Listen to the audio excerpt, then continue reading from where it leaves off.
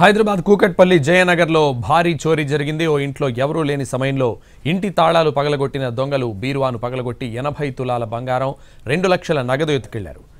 మధుసూదన్ రావు అనే వ్యక్తి Shri Sita palace apartment తన భార్య సంధ్యారాణితో కలిసి నివసిస్తున్నారు.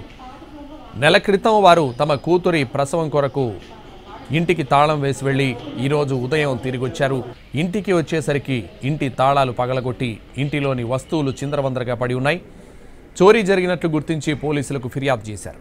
ఇంట్లో దాచి ఉంచిన 80 తులాల బంగారు ఆభరణాలు, 10 లక్షల రూపాయల విలువైన ఓ డైమండ్ నెక్లెస్, 2 లక్షల రూపాయల నగదు ఎత్తుకెళ్లినట్లు బాధితులు తెలిపారు. కేసు నమోదు చేసుకున్న పోలీసులు నిందితుల కోసం గాలిస్తున్నారు.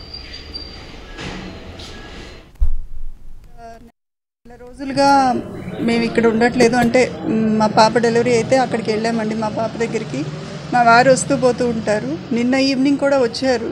వచ్చి బట్టలు ఏవో కావాలంటే తీసుకొచ్చారు. కానీ నిన్న నైట్ మరి దొంగతనం జరిగిందని పొద్దున్నే మాకు వాచ్మెన్ మా డ్రైవర్ ఫోన్ చేస్తే వస్తే గోల్డ్ బీరువాలో చక్కగా తాళం నేను ఎక్కడ పెడతానో కూడా చూసి ఆ తాళం తీసుకొని ఓపెన్ చేసుకొని గోల్డ్ వరకే తీసుకెళ్లారండి. సిల్వర్ అంతా వదిలేశారు. 820 గ్రామ్స్ గోల్డ్ తీసుకెళ్లారు. ఒక డైమండ్ నెక్లెస్ పోయిందండి. గత నెల రోజులుగా మేము ఇక్కడ ఉండట్లేదు. అంటే